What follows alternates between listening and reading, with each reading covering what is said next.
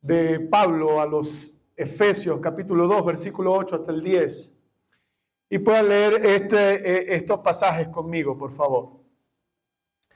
Y la Biblia dice puntualmente, a partir del 8, que somos salvos por gracia, por medio de la fe, y esto no de vosotros, sino que es un don de Dios.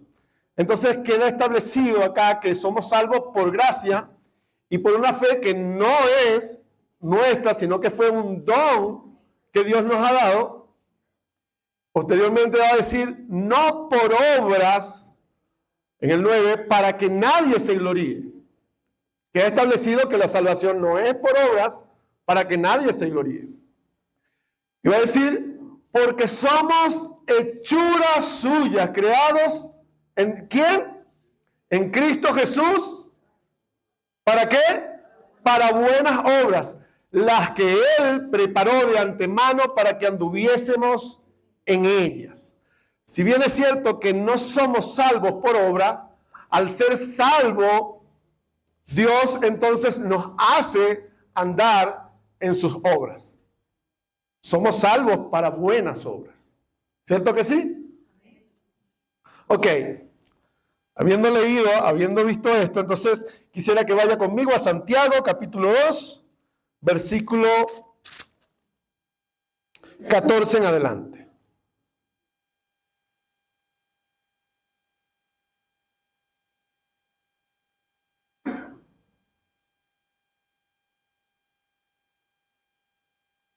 A lo largo de mi vida, yo nací en un hogar cristiano y creo que he escuchado muchos mensajes acerca de la fe y las obras. Y siempre la denominan el estudio así, ¿no? La fe y las obras como que fueran algo disociados o divorciados entre sí. Y hoy lamentablemente podemos ver, y yo veo con mucha tristeza y preocupación, las doctrinas que al muchos hombres malinterpretar la palabra de Dios, entonces han dado una doctrina, han hecho de esto una doctrina errónea en muchos de los casos, ¿no? Y hoy podemos ver diferentes religiones a través del mundo que profesan, muchos de ellos ser cristianos, pero están muy lejos de la verdad. Algunas de estas doctrinas las he traído hoy para que usted conozca de ellas y cuando usted escuche algo de ellas, entonces usted pueda parar y pueda dar defensa de la verdad de la palabra de Dios. Aquí he enumerado unas 3 de estas doctrinas. Y debo decir, como lo dijo el pastor Daniel la semana pasada, cuando me refiero a hombres, me refiero a la humanidad, es decir, encierra a hombres y mujeres, niños, ancianos, a todos. La una dice, el hombre es salvo por las obras. Y esta corriente de doctrina se le ha denominado pelagianismo. El que dice que somos salvos por las obras. Bueno, usted va a ir a ver los mormones, los católicos y otras cantidades más de religiones que dicen que si tú no haces obras buenas, entonces tú no vas para el baile, no vas a ser salvo. Otra corriente es, el hombre es salvo por gracia mediante la fe, pero se mantiene salvo mediante las obras. Y a esta corriente doctrinal se le denomina salvación condicionada. Es decir, uno viene a ser salvo por gracia, por fe, no lo acepta, pero tienes que mantenerte en esa salvación haciendo obras porque si no la puedes perder. Voy a una más.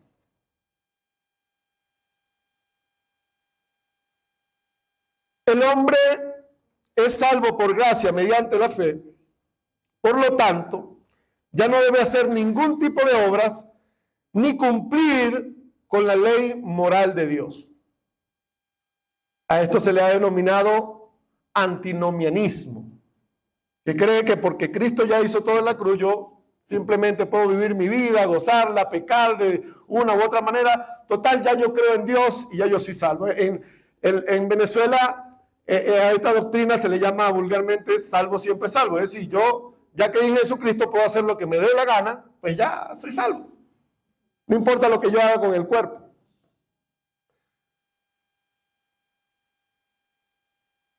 Y por último, somos salvos por gracia y nos mantenemos salvos por gracia. Yo creo que es ahí donde nuestra congregación está, ¿cierto? Somos salvos por gracia y esa salvación se mantiene bajo la misma gracia que ha sido derramada sobre nosotros.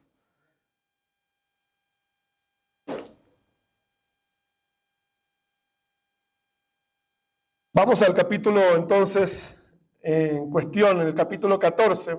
Es importante acá resaltar que este pasaje comienza con dos preguntas muy puntuales, dos preguntas retóricas. Esta carta, en su inicio, capítulo 1, versículo 1, por el mismo escritor Santiago, se refiere que iba dirigida a las 12 tribus que habían sido esparcidas, es decir, los judíos israelitas que se habían convertido al cristianismo, pero habían tenido que huir a otros lugares de repente por causa de persecución, que era la más frecuente de la época, ¿no? Entonces, él dirige esta carta a ellos, está dirigida a ellos. Dice, hermanos míos, y con esta frase aclara que son de la fe cristiana como tal. Dice, ¿de qué aprovecha si alguno dice que tiene fe y no tiene obras? Es importante hacer la salvedad de que Santiago no está diciendo que la persona que él cuestiona tiene fe, sino que dice, asegura que tiene fe. Y dice, y no tiene obras.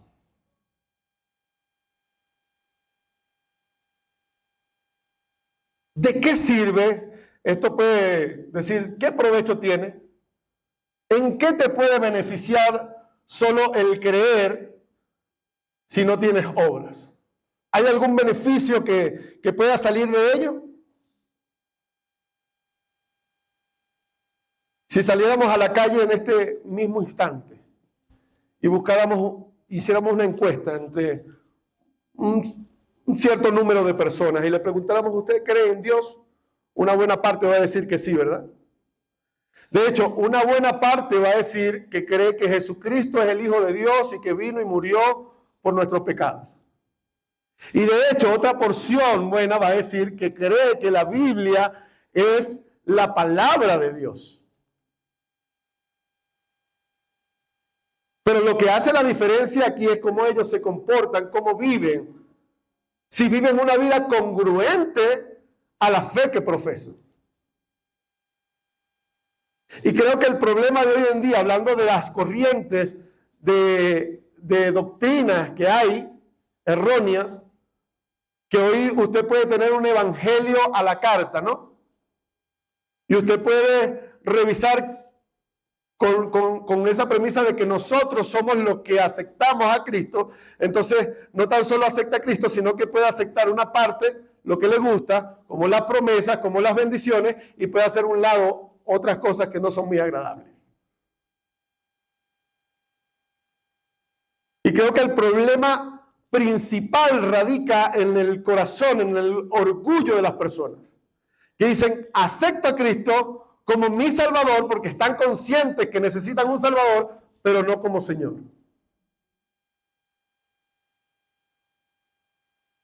Y no hay manera, la Biblia no enseña eso. Yo acepto a mi Cristo como mi Salvador y al mismo tiempo es mi Señor.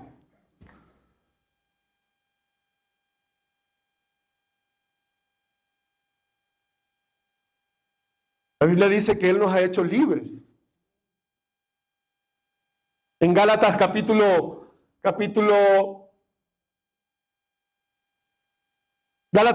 5, versículo 13.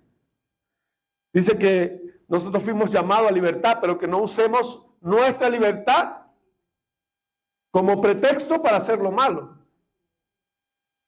Entonces nuestra libertad está condicionada a algo que no es el mal. Pero también la Biblia asegura que Él nos compró y que no nos pertenecemos a nosotros mismos, sino que somos de Dios. Eso está en 1 Corintios capítulo 6, versículos 19 al 20. Si alguno se puede parar rápidamente y leer con voz fuerte este capítulo, estos dos versículos. 1 Corintios capítulo 6, versículos 19 al 20. ¿Dónde están los biblionarios? Ahí, rápido. ¿Quién se para con una voz fuerte y lee? ¿Acaso no saben que su cuerpo es templo del Espíritu Santo, que está en ustedes y el que han recibido de parte de Dios? Ustedes no son sus propios dueños. Fueron comprados por un precio, por tanto, honren con su cuerpo a Dios. ¿Ustedes no saben que no son sus dueños? Me gusta cómo se presentaba Pablo siempre. Yo siervo de Jesucristo. Siervo de Jesucristo.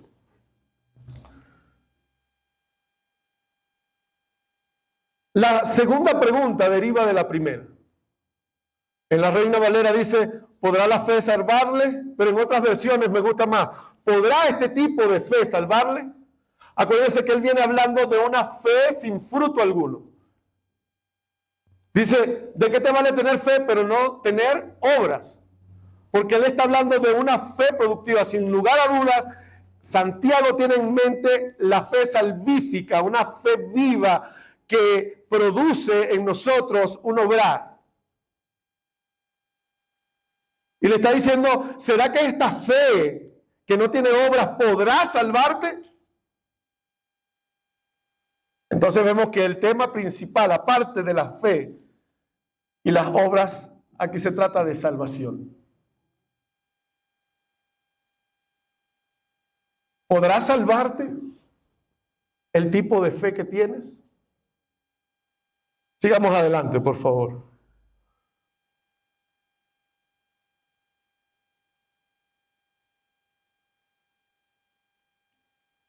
Cierto es que la palabra de Dios nos enseña que la salvación no es por obras, pero tampoco enseña que la salvación es por confesión de fe.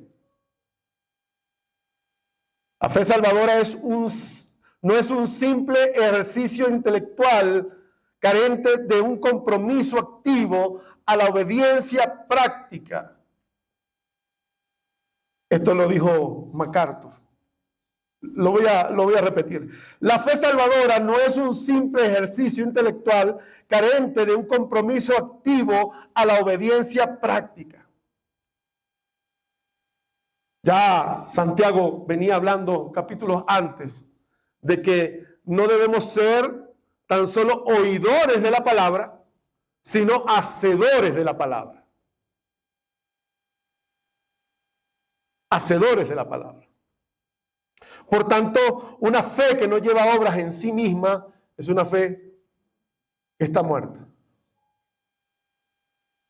En el versículo 15 y 16 hace una ilustración de una fe muerta, es decir, sin acción, utilizando palabras compasivas, pero sin una acción compasiva como tal.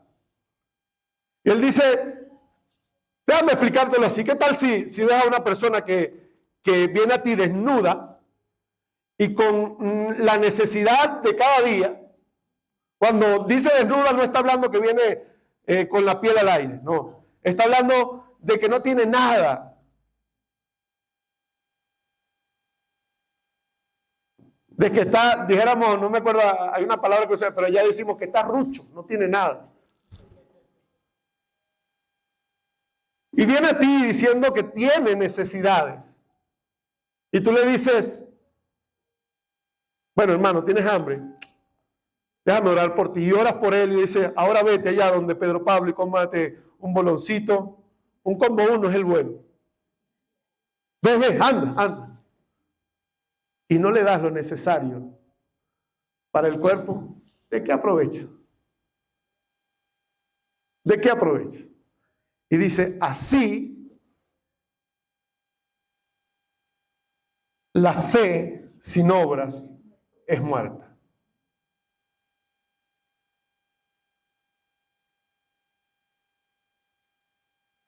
Déjenme darles un comentario del hermano R.C. Sproul.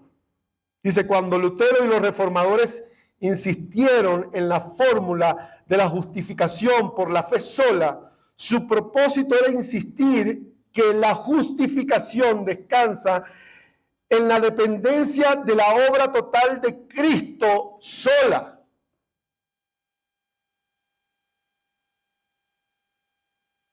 Sola no significa que la fe existe por sí misma sin fruto de obediencia consiguiente.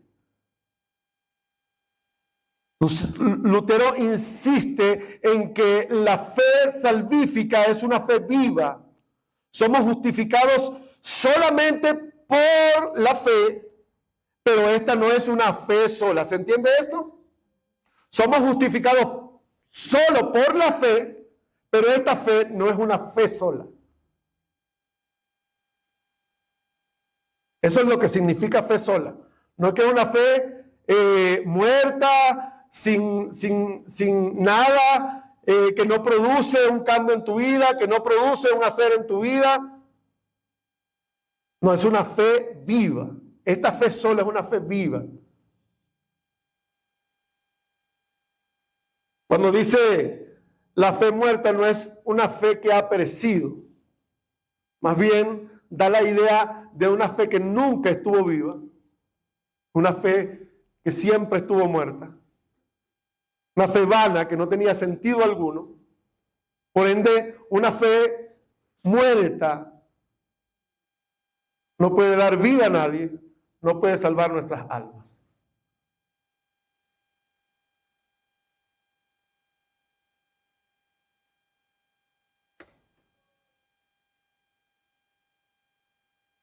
(18) Es un reto que hace el hermano Santiago aquí. Muéstrame tu fe. Bueno, la Biblia de Dios declara que el único capaz de conocer el corazón, los pensamientos del ser humano, del hombre, es Dios, no hay otro. La única manera que un hombre conozca lo que hay en el corazón y en la mente del otro hombre es a través de lo que emana de él, de su hacer. La Biblia dice, por los frutos los conoceréis.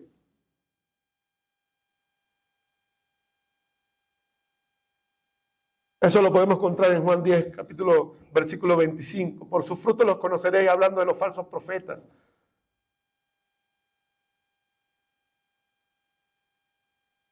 Y déjeme regresar un poco al 15 y 16 nuevamente.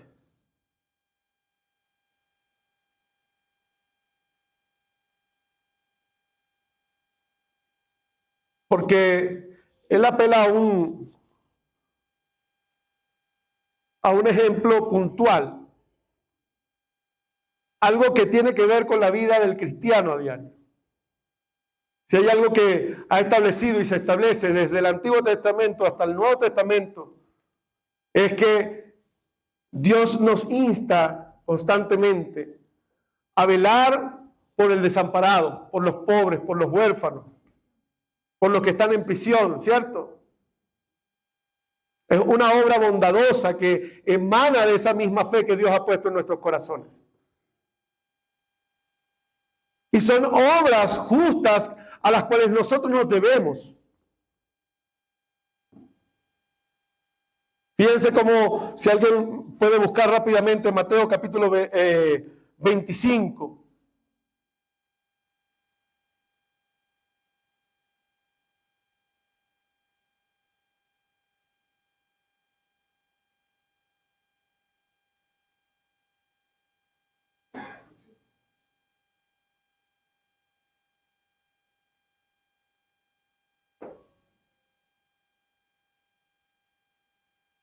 Aquí es que dice, cuando el Hijo del Hombre venga, enviará sus ángeles y separará sus ovejas a mano derecha, las otras a la izquierda, como el pastor que separa las ovejas de los cabritos, y a uno le dirá, ven, entren, porque tuve hambre y me diste de comer, tuve sed y me diste de beber, tuve enfermo y me diste medicina, estuve preso y me visitaste.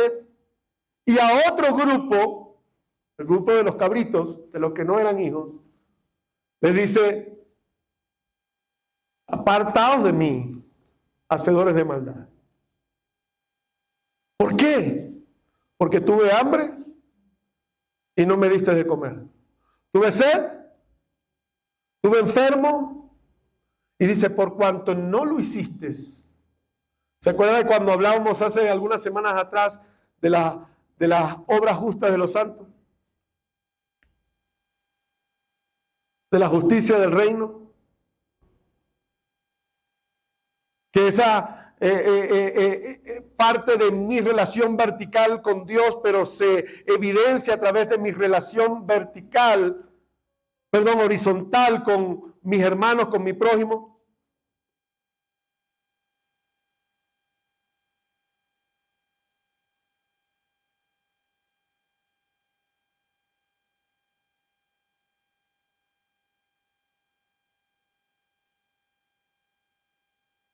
Fíjense cómo lo dice Juan en sus epístolas. Si Dios lo ha dotado a usted con bienes de este mundo y usted vea a un hermano que tiene necesidad y cierra contra él su corazón, ¿cómo puede morar el amor de Dios en usted? ¿Ves cómo se evidencia el amor? Más adelante vamos a seguir hablando de eso. Pero es como que Juan dice, bueno, analízate, mira, a ver, si tú tienes bienes de este mundo y ves a tu hermano que tiene necesidad y pasas por su lado, contemplas la necesidad y cierras tu corazón diciendo, ay, que pase otro y lo ayude. Él dice, no, entonces el amor de Dios no mora en ti. Porque lo que dice el apóstol es que el amor de Dios nos constriñe, y esa palabra constriñe es que te empuja, te forza a hacer lo que es correspondiente al amor. Y qué bueno que Dios nos force. Qué bueno que Dios nos guíe a través de su amor.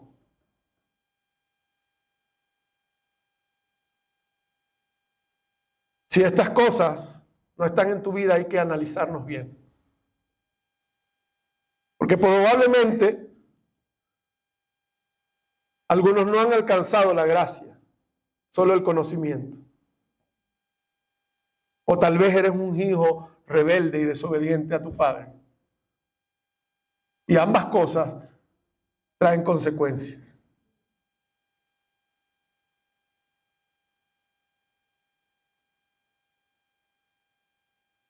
Muéstrame tu fe.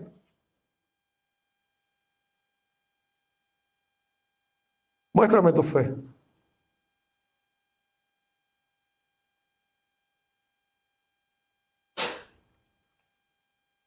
¿Tú crees que Dios es uno? Dice el 19. ¿Tú crees que Dios es uno?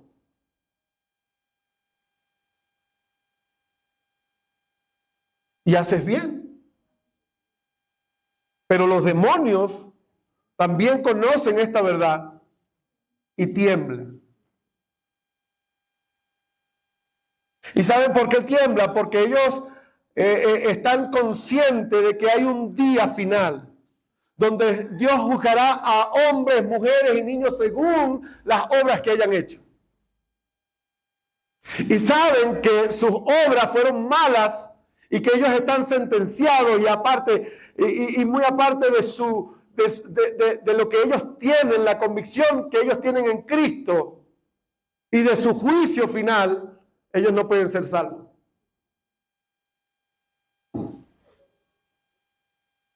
La fe de los demonios no lo puede salvar. La fe salvífica incluye el conocimiento cognitivo, pero va más allá, llegando a la confianza personal, relación y sumisión, obediencia.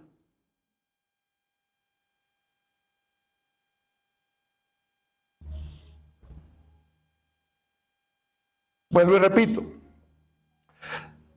La fe que tuvieron los demonios no los pueden salvar. La fe salvífica incluye el conocimiento cognitivo. Yo tengo que estar informado de la fe que yo profeso. Por supuesto que sí. Pero va más allá. Llegando a la confianza personal, una relación con mi Señor. Y su misión. Yo la acepto como mi Salvador, pero como mi Señor también.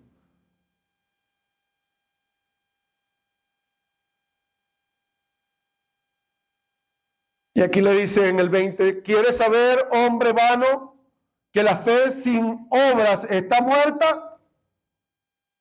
Y esta palabra vano, ya la habíamos explicado la vez pasada, es pérdida de propósito, da la idea de algo vacío, algo efímero, algo sin sentido alguno. Lo que quiere decir que el que profesa esta fe en sí mismo aún está en vanidad,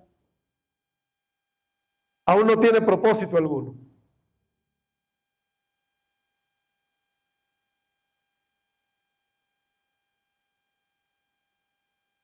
Entonces, nos va a traer dos ejemplos puntuales.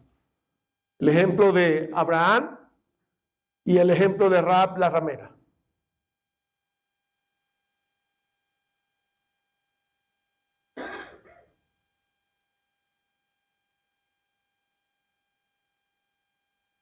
Dice, ¿no ves que nuestro padre Abraham fue justificado no solo por la fe, sino también por las obras cuando ofreció a su hijo Isaac en sacrificio? Es importante reconocer y evaluar aquí que Santiago está apelando a Génesis 22, cuando Dios le ordena que sacrifique a su único hijo Isaac, el hijo de la promesa. Y él en obediencia va a un lugar donde le indicó Dios para que en ese lugar él sacrificara a Isaac. Y muchos quieren crear una distorsión alegando que el apóstol Pablo en Romanos capítulo 4 dice que Abraham fue justificado única y exclusivamente por la fe. De hecho dice, ¿cómo fue justificado? ¿Circunciso o incircunciso? Dice, fue antes de la circuncisión.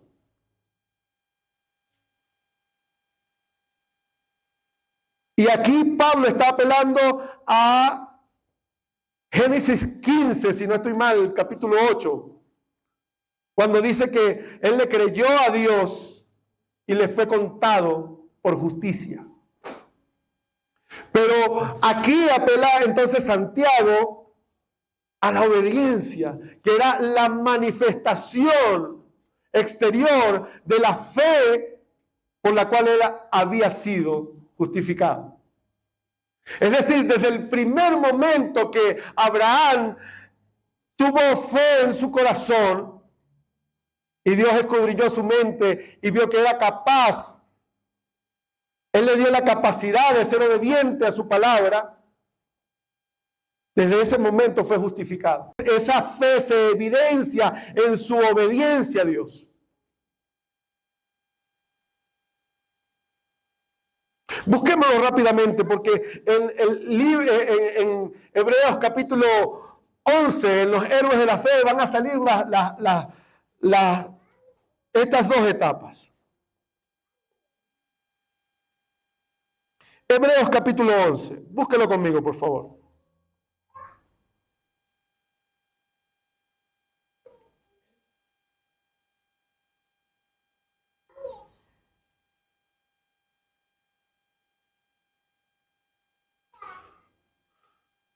Dice, por la fe Abraham, el versículo 8, por la fe Abraham, al ser llamado, obedeció saliendo para un lugar que había de recibir como herencia. Y salió sin saber a dónde iba. Ve que Abraham no le dijo a Dios, mira, voy a hacer de ti una nación grande, así que sal de tu tierra y tu parentela a la tierra que yo te mostraré. Y Abraham dijo, sí, Señor, te creo, y tomó una silla, se puso un paraguas sobre él y se sentó a esperar que Dios hiciera todo. No, eso no es fe. Dice que él obedeció y salió.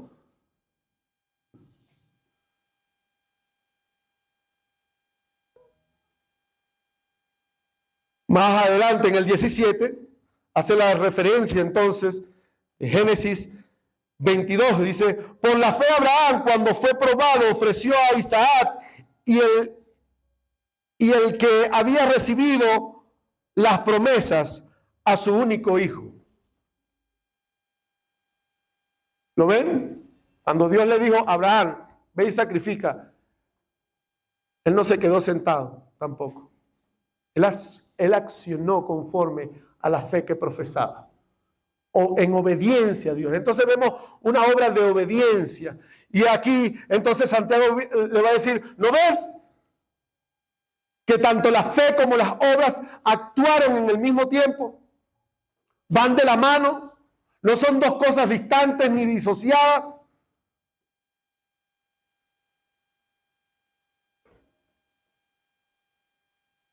Y también ocupa a Rahab la ramera. ¿Se acuerdan de esta historia?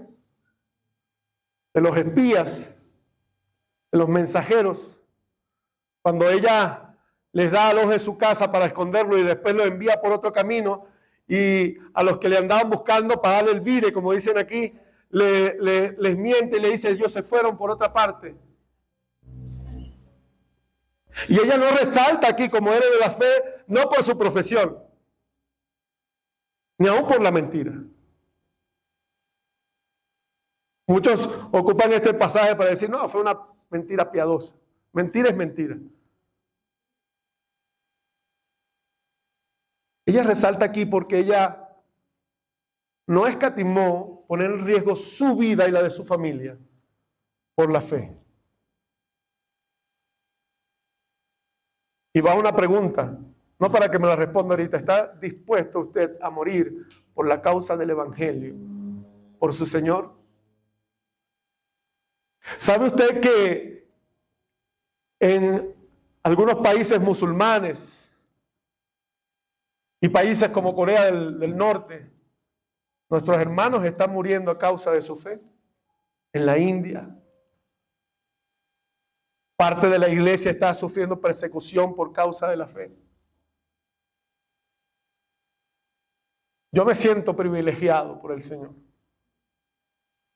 Él me ha puesto en un espacio, en un tiempo donde puedo predicar la palabra de Dios abiertamente. Uno que otro me puede mandar a callar, pero no lo va a evitar. Al menos por ahora. Que Dios nos siga ayudando, amén. Y que ayude a nuestros hermanos alrededor del mundo a soportar las pruebas. Pero hoy están exponiendo su fe abiertamente.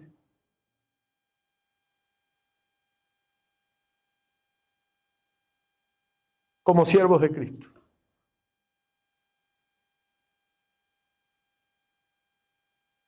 Y una más y más puntual, más sencilla, es el ejemplo del cuerpo. Dice, así como el cuerpo sin el espíritu está muerto, así la fe sin las obras está muerta.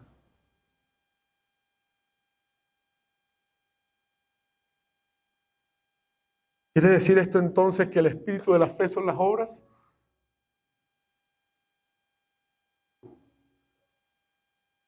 ¿Cómo evidenciamos?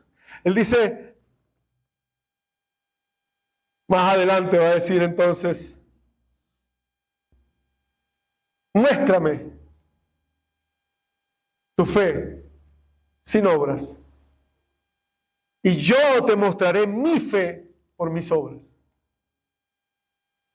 De alguna manera, Dios a nosotros nos ha dicho que nosotros somos la luz del mundo. Y en el mismo pasaje que nos dice esto, Él dice, así alumbre vuestra luz delante de los hombres para que vean vuestras buenas obras y glorifiquen a vuestro Padre que está en los cielos.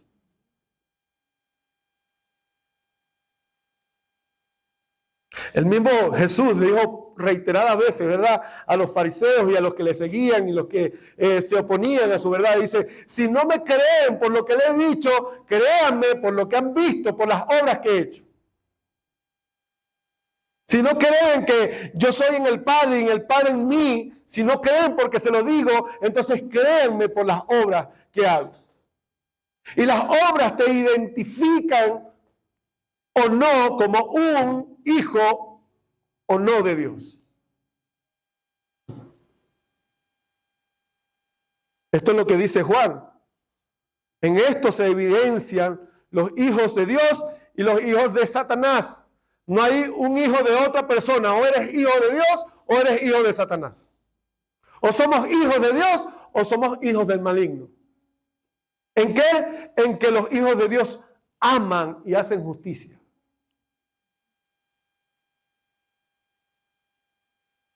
Te va a decir, no te equivoques, el Hijo de Dios hace justicia como Dios es justo, Él es justo también.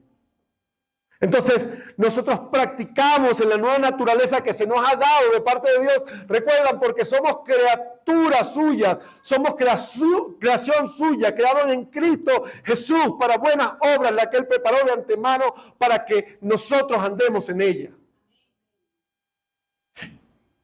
Y los héroes de la fe anduvieron en esas obras.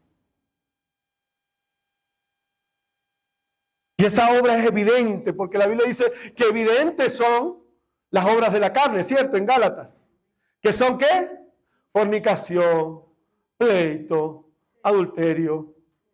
Son pecado.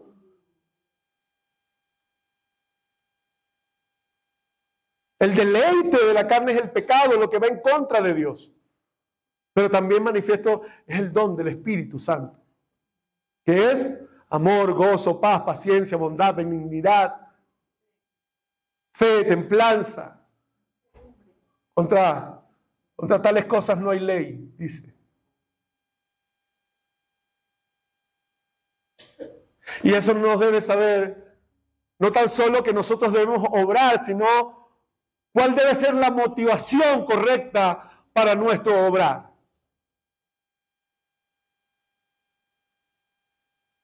Y eso lo vamos a encontrar en 1 Corintios capítulo 13.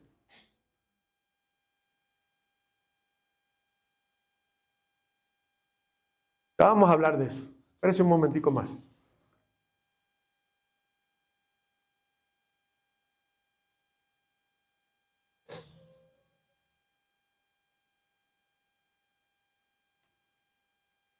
Usted se preguntará entonces cómo iniciamos este camino. ¿Cómo comenzamos a andar en las obras del Señor?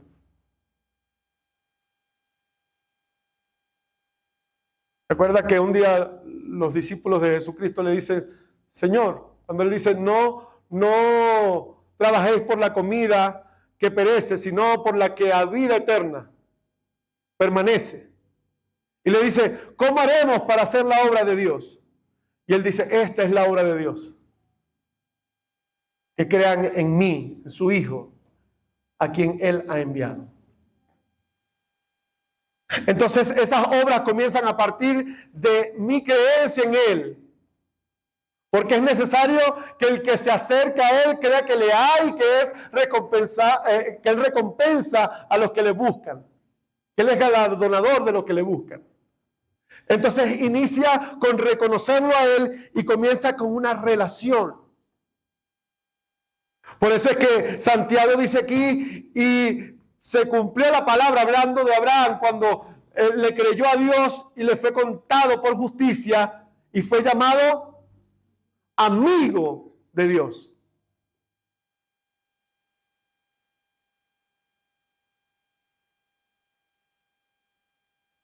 Juan 7, capítulo 7, versículos 28 y 29.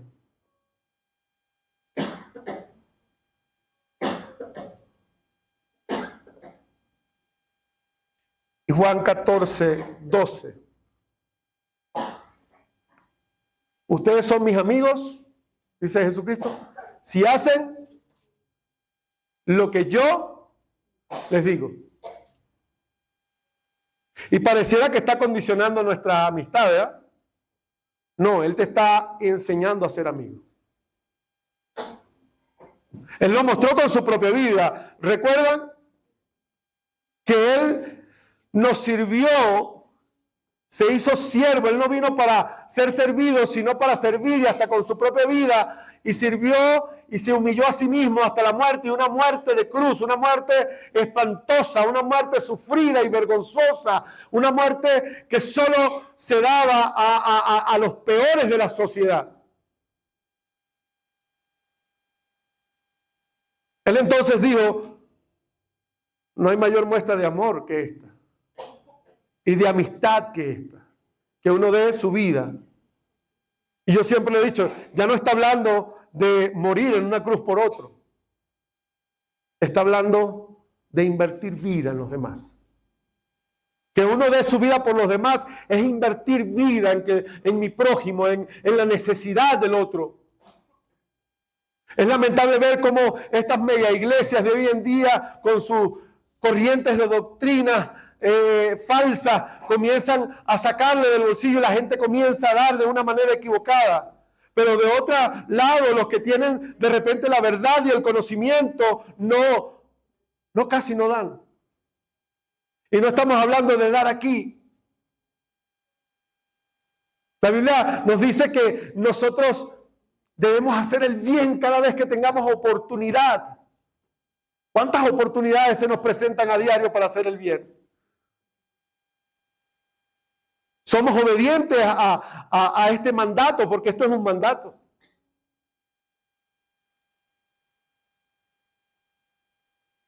Cada vez que tengan oportunidad, hagan el bien. Y dice, aún más a lo de la familia del Señor, a nuestros hermanos en Cristo. Bueno, porque nosotros no tenemos necesidad de hacerle bien a nuestros hijos que nos estén enseñando, ¿verdad? Nosotros por naturaleza sentimos el peso de que debemos cuidarlo, debemos protegerlo, debemos alimentarlo. Pero de esta misma manera nosotros debemos hacer el bien a nuestros hermanos.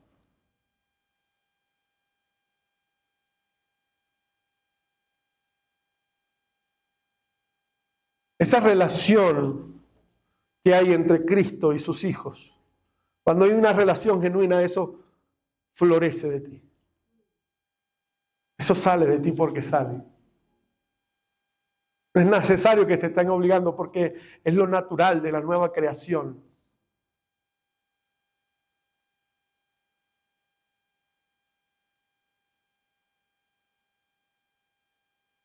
Lo que se debe evidenciar, en primer lugar, es entonces el amor hacia Dios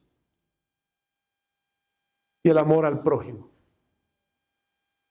El mismo Jesucristo dice, el que cumplió estos dos, ha cumplido ya toda la ley. ¿No ves que la ley lo que te inspira es al respeto a Dios y al prójimo? No matarás, no adulterarás. Todo un agravio al prójimo y obviamente a Dios.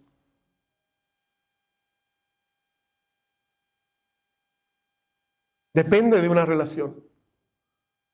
Aunque muchos llegarán a su presencia algún día y dirán, Señor, Señor, en tu nombre hicimos. Echamos fuera demonios, sanamos enfermos. ¿Qué le va a decir? Una vez más, apartado de mí, hacedores de maldad, no os conozco. Y ese no os conozco no es que Dios no sabía quién era. No es que no conocía sus obras. No, Él sabía muy bien quién era. Ese no os conozco viene de que no tenía una relación con Él. No lo conocía en el sentido de que no eran esas obras, aunque eran hechas en su nombre, no eran hechas en Él, porque no había una relación personal con Dios.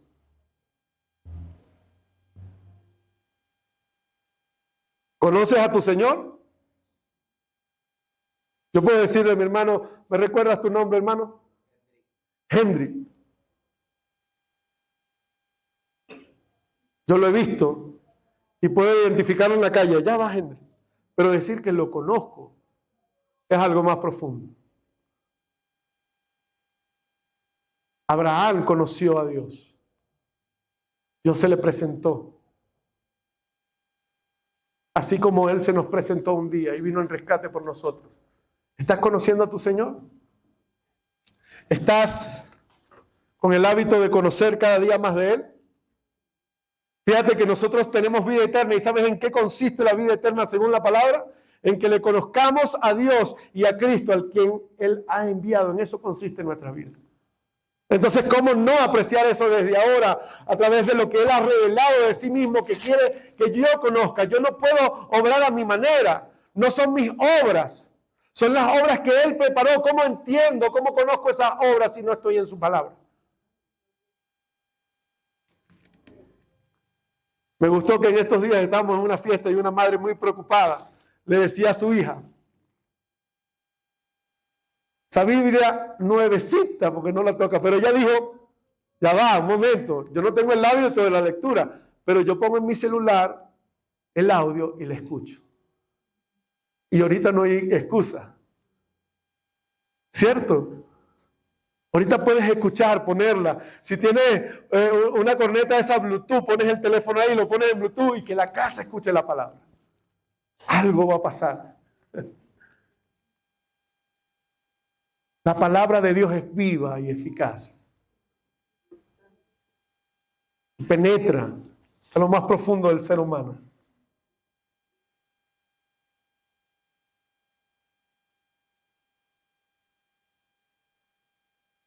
La motivación correcta, entonces, debe ser el amor, ¿cierto? Romanos 5:5 dice que Él derramó su amor en nosotros a través de su Espíritu. Primera, y a veces pasamos por encima el tema del amor como tal. Pero ¿qué dice la Escritura? ¿Qué nos va a decir entonces Juan capítulo 4:8? El que no ama, no ha conocido a Dios, porque Dios es amor. Es la esencia pura, y si algo el Espíritu de Dios nos está llevando a hacer es al mismo carácter de Cristo, a la estatura perfecta del varón perfecto, el que amó, el que fue justo, el que dio su vida en amor por nosotros, no con simples palabras. El mismo apóstol nos va a decir entonces, no amemos de palabras, sino de hechos. El amor, al igual que la fe, no es algo que se profesa, sino que se evidencia a través de las obras. De tal manera amó Dios al mundo que dio. Se evidencia en el darnos a los demás, el dar de lo que Dios nos ha dado.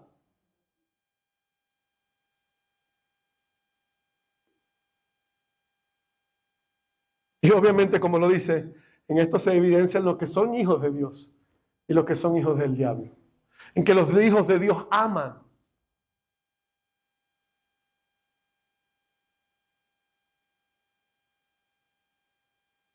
Entonces en el Hijo de Dios se identifica por el fruto del Espíritu, que es el amor.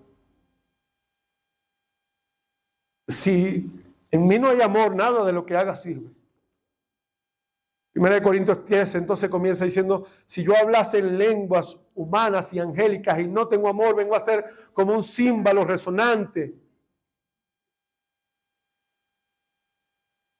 Es más, si diera mi cuerpo, diera todo lo que soy para dar de comer a los pobres y no es el amor lo que me impulsa, nada soy.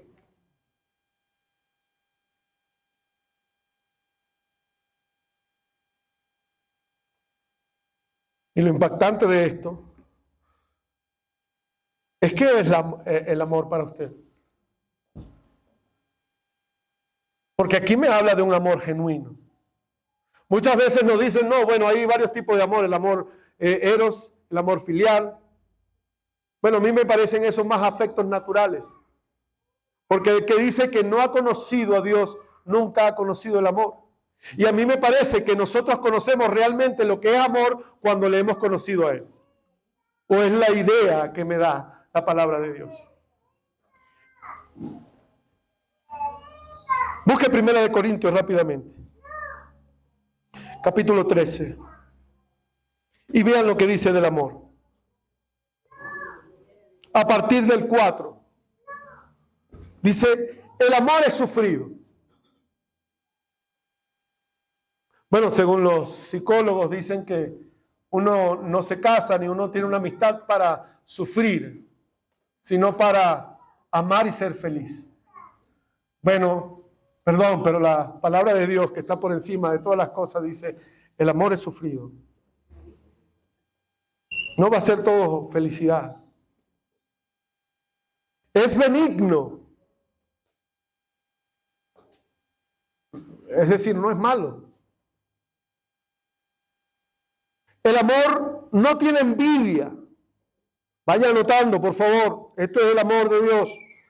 El amor no es ansioso, no se envanece, no hace nada indebido, no busca lo suyo, no se irrita, no guarda rencor, no se goza de la injusticia, mas se goza de la verdad. Todo lo sufre, todo lo cree, todo lo espera, todo lo soporta. El amor nunca deja de ser.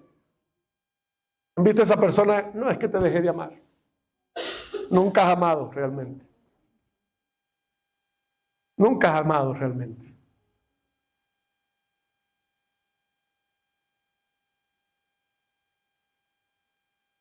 Y algo que tenemos que apreciar como un tesoro grande es eso que Dios ha hecho florecer dentro de nosotros y que emana de nosotros, como es el amor. Y Dios nos ha colocado en un cuerpo para que nosotros aprendamos a amar a través de nuestro servicio los unos a los otros. Por eso es que la Biblia dice que no debemos de congregarnos como muchos tienen por costumbre, sino que más bien, ¿qué debemos hacer? Estimularnos los unos a los otros para el amor y las buenas obras. Esas obras que emanan de la fe.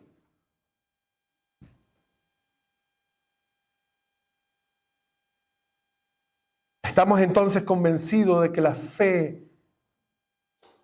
produce en nosotros un obrar cada día más afín a la imagen de nuestro Señor Jesucristo.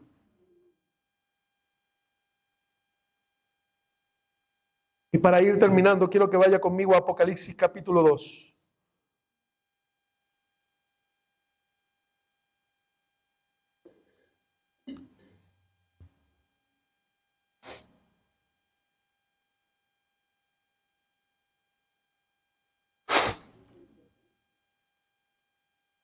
Esta es una carta enviada del mismo Dios a sus iglesias que anteriormente ocupaban el Asia Menor, lo que ahora conocemos como Turquía. Dice, escribe al ángel de la iglesia en Éfeso, el que tiene las 7 estrellas en su mano derecha, aquel que anda entre los 7 candelabros de oro, dice esto. Escuche bien. Yo conozco tus obras. Dios conoce tus obras. No hay nada oculto delante de Él. Más bien dice la Biblia que todo está desnudo delante de Él. El salmista me decía, ¿a dónde me iré de tu presencia? ¿A dónde huiré de tu espíritu? Si a donde quiera que voy, si me voy a lo profundo del mar, a lo más recóndito de la montaña, donde quiera que yo voy, ahí tú estás. Dios conoce tus obras. Dios conoce no tan solo las obras, sino la intención de tu corazón.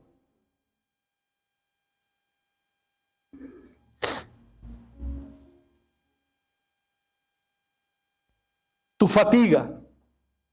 Era una iglesia cansada, ¿no? Luchadora. Tu perseverancia.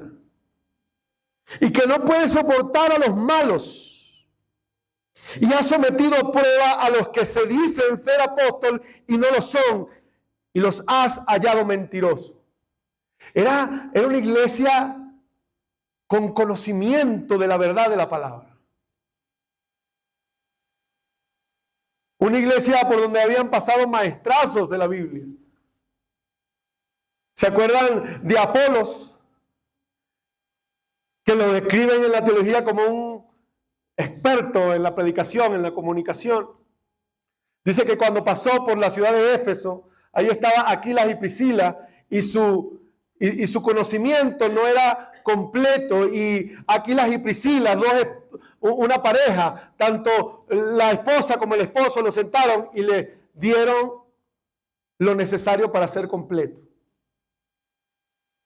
Esta era una iglesia que conocía la palabra de Dios, que conocía el evangelio de Cristo. Y nadie los iba a engañar.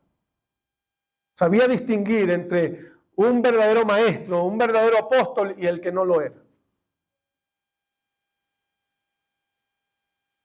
Una vez más, tienes perseverancia y has sufrido por mi nombre y no has desmayado. Has sufrido por mi nombre y has desmayado.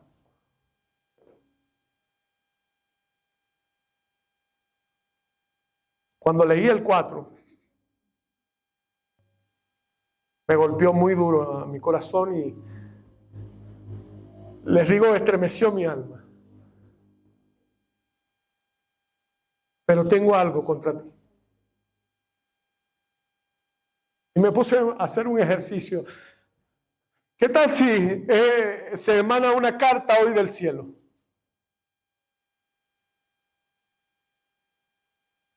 Yo decía, ¿qué tal si Dios me envía una carta a mí?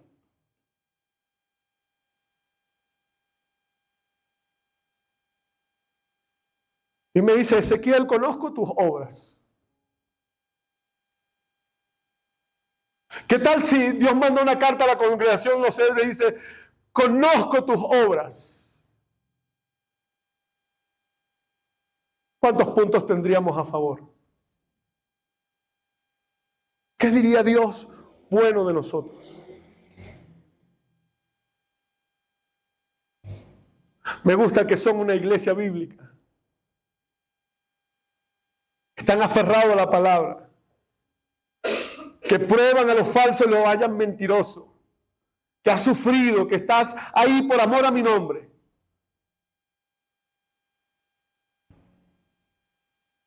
¿Qué tendría que decir mal de mí? ¿Qué tendría que decir mal de nosotros? ¿Acaso Dios tiene algo en contra nuestra? Y si es así, ¿cuáles serían las directrices para cambiar? ¿Estaría usted dispuesto a aceptar esas directrices y cambiar lo que hay que cambiar? ¿Sabe usted en lo que está fallando?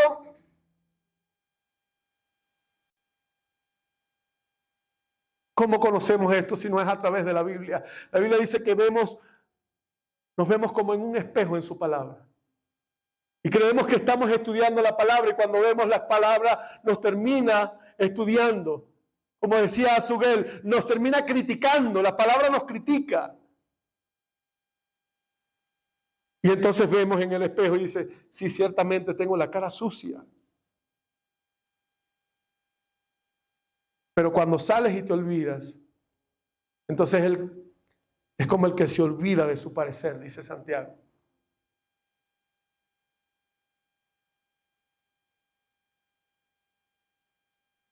Tengo algo contra ti.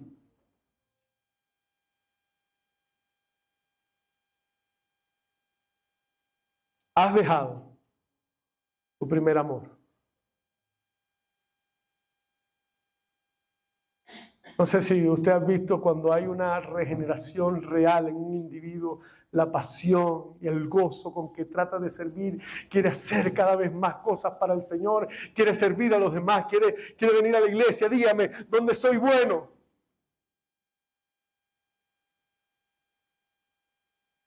Está en esa etapa donde no le importa caminar kilómetros por ver a la persona amada. Cuando usted está casado, ahí a la vuelta del cuarto está. Pero cuando está en el noviazgo, usted se desespera Ya queremos estar con esa persona a la que amamos. ¿Verdad, Ronnie, que sí? ¿Cierto que sí?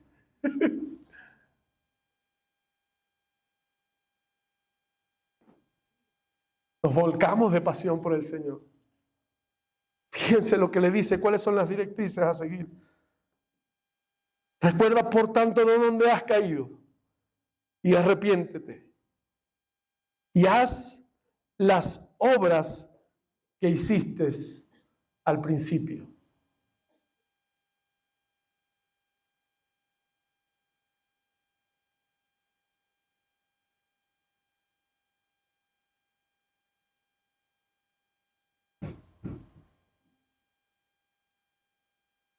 Su palabra es clara y puntual. Él sabe decirnos qué es lo que le desagrada, qué es lo que quiere de nosotros, cuál es el comportamiento y la vida que Él desea. Él te está enseñando a ser como Él a través de su palabra.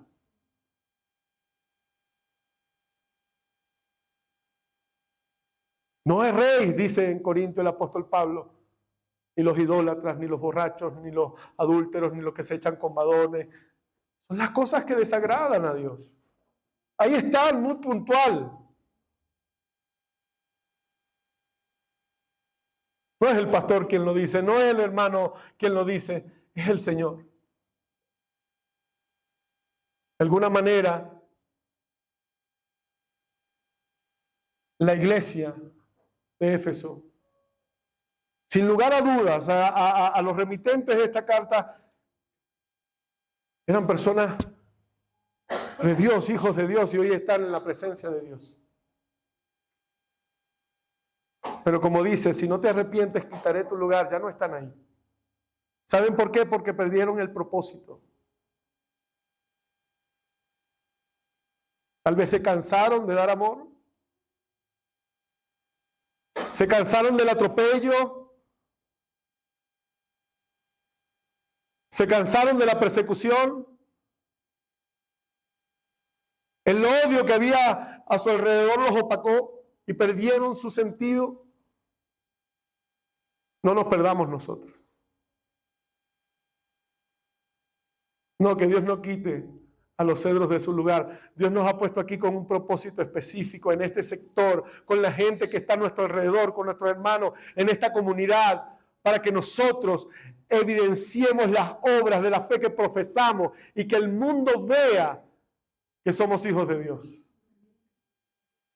Una vez más, así alumbre vuestra luz delante de los hombres para que glorifiquen.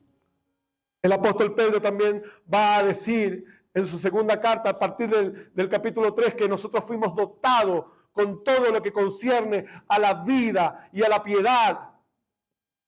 Y que nosotros manteniéndonos en las prácticas de las cosas que Dios nos ha dado, entonces no seremos hallados infructuosos, ni estaremos en un estado de ociosidad.